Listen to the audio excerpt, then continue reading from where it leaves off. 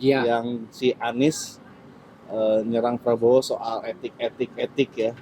Akhirnya dibalas dengan Prabowo, udah semua etik gitu di momen internal sih di acara partai ya.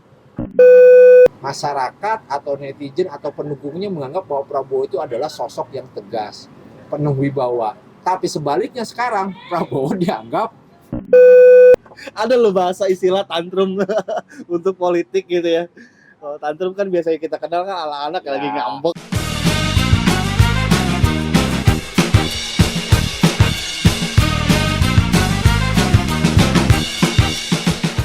Etik. Waduh. Langsung diserang. Bukan diserang sih, balas perlawanan atau serangan dengan udah semua etik. Ini kan rangkaian dari debat capres pertama ya. Iya. Yang si Anies nyerang Prabowo soal etik ya. Akhirnya dibalas dengan Prabowo, udah semua etik gitu di momen internal sih di acara partai ya. Yang ramai itu adalah mereka menganggap Prabowo tidak memiliki etika dalam berkomunikasi. Lebih banyak cenderung bahasa kasar. Menurutmu? Iya gitu, memang pandangannya kelihatan. Iya, ya kelihatan memang di beberapa video-video yang viral itu kan yang ketemu dengan kiai-kiai kampung soal bagi makanan dan susu di pesantren ditimpal oleh kiai, terus kemudian dia emosi kan, gitu kalau tidak mau terima makan siang gratis di pesantren nggak apa-apa gitu, artinya kan terlihat. Cuman kalau gua melihat kenapa sekarang cenderung bahwa Prabowo dianggap atau dinilai emosional atau tidak memiliki karakter yang baik di mata mereka. Padahal kita tahu bahwa Prabowo adalah orang militer. Gaya dia adalah gaya militer, komunikasi dia adalah komunikasi militer. Dan cenderung pada pemilu 2009, 2014, 2019 menganggap bahwa komunikasi Prabowo itu adalah komunikasi yang baik. Masyarakat atau netizen atau pendukungnya menganggap bahwa Prabowo itu adalah sosok yang tegas, penuh wibawa. Tapi sebaliknya sekarang Prabowo dianggap emosional. Bisa kan dibilang hebat, bisa dibilang lagi ini nggak sih, lagi tantrum gitu. Ada loh bahasa istilah tantrum untuk politik gitu ya. Kalau tantrum kan biasanya kita kenal kan ala-anak lagi ngambek gitu kan, lagi nggak dibeliin sesuatu atau nggak diturutin sesuatu, ngambeknya minta ampun. Ya perspektifnya apa dulu bro? Tantrum politik, ini bisa jadi judul. Karena kocak di era sekarang itu soal etika dalam politik. Pertama sih ya, kalau gue nyorot, memang dalam politik ada etika. Ganjar punya etika dalam berpolitik, Anies punya etika dalam berpolitik, atau Prabowo sekalipun bisa punya. Gue sih tidak melihat itu satu persatu ya, tapi pengen merekam itu secara keseluruhan. Dari karakternya capres Ganjar, capres Prabowo, atau capresnya Anies. Enggak, idealnya memang soal kalau kata dasmu etik itu kan yang dipersoalkan di mananya coba. Terlebih gue orang Sundanya, ente orang Sunda gitu kan, apakah itu umpatan yang kasar, yang merendahkan, gue nggak bisa merespon ke sana. Mungkin semacam kayak apa ya, jir gitu kalau bahasa gaulnya mah ya, atau kalau bahasa Sundanya kayak apa, nying gitu ya. Gitu kan? Ya gue nggak bisa merespon ke sana, cuman gue mau menyorotnya itu pada personal branding atau membalikan personal brandingnya Prabowo yang sukses dengan gemoy, gemas, dan asoy gitu kan, itu menjadi sosok yang kasar.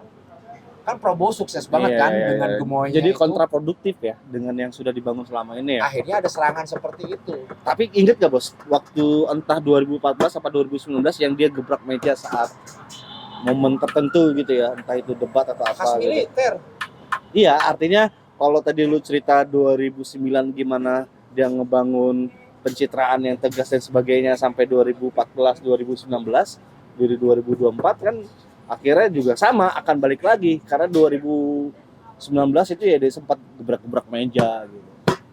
Memang akhirnya kemampuan berpikir gitu. Yang pertama adalah ini adalah serangan-serangan terbaik nih yang akhirnya mungkin dilakukan sama paslon 1 atau paslon 3. Karena mereka bingung kan, ini mau melakukan serangan seperti apa lagi. Saya melihat waktu Megawati berpasangan dengan Prabowo itu adalah upaya pengimbangan satu dari militernya. Kedua, saat itu kan SBY itu kan diidentikan dengan sosok yang gagah, ganteng, betul. sehingga ya udah gua hadirkan aja Prabowo. Dan akhirnya kan mulai itu kan tercipta tuh Prabowo Mega Pro itu, Mega Prabowo itu. Bahwa gua juga punya loh sosok yang tegas, ganteng dan penuh wibawa. Iya. Di 2014 juga seperti itu. Malah lebih keras lagi kan di 2019 kan. Indonesia butuh sosok yang tegas, penuh wibawa dan sebagainya. Nah, di dalam sosok yang tegas itu kan di dalamnya ada emosional, ada gebrak-gebrak meja dan sebagainya. Dan itu kan hal yang tepuk tangan bro semuanya ketika mereka bersikap seperti itu. Nah, sekarang sebaliknya menganggap bahwa itu tidak lumrah. Iya. Atau tidak asik gitu dilakukan sama mereka. Karena kan branding dari awal tuh sudah gemoy. Bisa jadi itu untuk menghancurkan upaya itu. Gemes gitu. Gua tidak melihat bahwa pada bahwa gua mendukung siapapun enggak ya kita ya. Cuman ini ngelihat dari secara ilmiah kita sajikan atau secara teori personal branding lah. Pasti ada upaya-upaya dong, ada upaya perlawanan gitu. Orang yang sosoknya keras sama tim lawan itu pasti timnya sendiri itu akan menganggapnya bahwa dia adalah sosok yang berintegritas. Sosok yang penuh wibawa, padahal orangnya sosoknya keras. Tetapi timnya pasti akan menganggap wah dia berwibawa dan berintegritas. Nah, cuman saat ini kayaknya gitu kan timnya Prabowo agak kebingungan gitu ketika melakukan serangan gas moetik. Susah gitu. Harus ada perlawanan. Menganggap bahwa kan selama ini timnya Prabowo itu kan acara internal.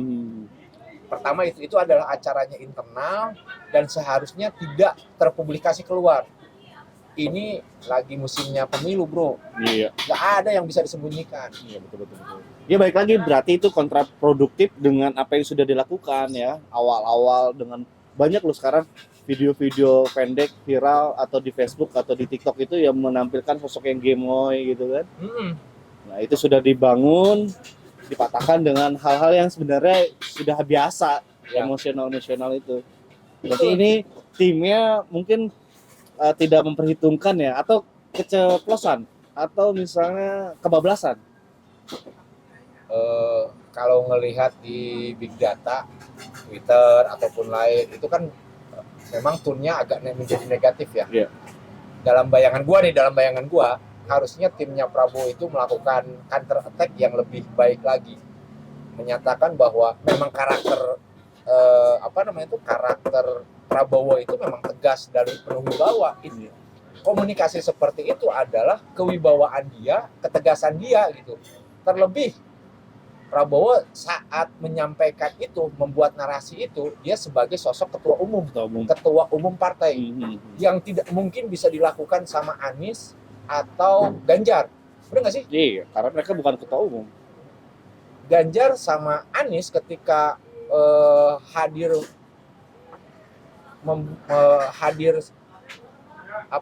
berpidato atau membuat narasi-narasi yang di depannya adalah semua ketua umum partai, nggak mungkin mereka melakukan merendahkan dalam tanda petik itu, merendahkan mereka atau membuat narasi-narasi yang kasar gitu. Kan nggak mungkin berani. Iya. Masih ada kulonun lah kalau di Jawanya ya. Masih ada kulonun gitu. Ada ragu-ragu, ekspresinya tidak bebas. Nah, Prabowo pada momen tertentu memang ya dia menjadi sosok bahwa gua adalah pemimpin dan gua harus menunjukkan taring gua gitu. Jadi bebas ekspresinya ya. Nggak ada yang ditahan. Nggak ada yang ditahan. Pasti juga kalau di depannya ada Jokowi ya nggak mungkin juga Prabowo keluar itu bahasa-bahasa seperti itu. Itu dalam sudut pandang gua ya. Ya meskipun akhirnya digoreng, diputer, ya itu mah biasa lah upaya perlawanan. Cuman timnya Prabowo mampu nggak meng-counter attack berbagai serangan. Tapi yang menarik nih ya semua ucapan, semua tindak laku capres cawapres ya, termasuk juga dengan Prabowo dan Gibran, ini banyak ditandai dengan keseleo-keleonya lah dalam ucapan dan tindak laku gitu ya. Misalnya tadi industri politik Gibran yang terbaru, dia kan lagi ngumpul nih dengan tokoh-tokoh di IKN. Adalah anak sekolah nanya soal peran pemuda agar tidak menjadi tamunya di kampung halamannya sendiri gitu. Nah itu juga sempat ramai itu videonya, bahwa Gibran tidak mampu menjawab itu. Ketika ditanya, dia malah balik nanya ke anak sekolah tersebut, emang waktu pembuatan master plan tidak dilibatkan? Loh, ini anak sekolah, masa dilibatkan dalam pembuatan master plan? Nah, artinya banyak seleo yang dimanfaatkan tim lawan untuk menjadi serang balik gitu. Harus diwaspadai nih. Kalau tidak, harus disiapkan counter attack-nya sih, mau tidak mau. Ini adalah tahun politik yang pastinya ada lawan. Lawan itu akan melihat kesalahannya, bukan kebaikan. Bukan kebaikannya. Jadi akan melihat, nah dia bakal salah ngomong apa, kan itu yang ditungguin. Ya akhirnya ditungguin, termasuk industri politik itu ditungguin kalau menurut gua. Nggak mungkin dia nungguin hal-hal positif, hal-hal yang positifnya. Iya, nggak bakalan laku. Namun juga ini perlawanan. Tapi bagaimana muter ini relatif lebih sering dan lebih banyak itu ya pasangan nomor 2 ya. Kalau atau memang karena tadi ada yang nungguin akhirnya terekspos. Kalau pasangan nomor 1 rada susah untuk ditemuin kesalahan-kesalahannya. Apa coba? Kecuali angin kan itu bisa dibantahkan gitu. Terus yang Ganjar juga agak sulit untuk menemukan walaupun misalnya ada. Ini nomor 2 banyak banget yang ngebungkus itu menjadi deretan kesalahan gitu. Prabowo dan Gibran dalam pidato, dalam apa gitu. Yang benar mah ini akhirnya mah ini politik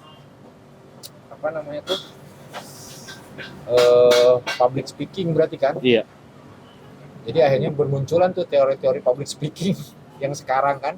Atau gue menduga nih ya, mungkin ada salah satu tim kampanye yang memang dibentuk atau ditugaskan untuk menunggu kesalahan orang. Kalau tadi kita lihat gitu ya, selain untuk memenangkan, jadi ada tim untuk memenangkan dengan branding, dengan pencitraan, ada tim untuk menjatuhkan lawan dengan menunggu kesalahan itu. Iya. Akhirnya gue menduga kayak ada tim kayak gitu deh. Dan uniknya itu di kayak nggak ngeh ya. Video-video yang diedarkan sama mereka itu adalah video-video yang cenderung salah. Padahal kan itu video pasti dibikin sama tim internal dong. Iya. Mulai dari Gibran ngusir anak jalanan yang malam-malam masih jualan. Iya. Sementara jualan kampanye dia adalah soal kesehatan anak gitu kan. Iya, betul. Ya mungkin dalam pikiran kita mah atau dalam pikiran netizen, itu kenapa sih Mas Gibran harus ngusir anak itu, kenapa sih nggak menyuruh ajudannya gitu kan nganter anak itu gitu. Iya, atau betul. Langsung itu membuat narasi, kenapa masih jualan, ya udah besok nggak usah jualan lagi ya. Iya. Kamu sekolah saja, nanti saya kasih beasiswa. Nggak kepikiran kali ya? Nggak tahu. Ya kita lihat karena aja kita bukan timnya siapa-siapa, iya bro. Sih. Kita tunggu aja dan kita lihat aja apa masih banyak kesalahan yang ditunggu sama tim lawan. Dan memang kesalahan itu cenderung di pasangan nomor 2. Banyak kan sih. Ini tadi gue bilang ada deretan. Kita lihat aja lagi nanti.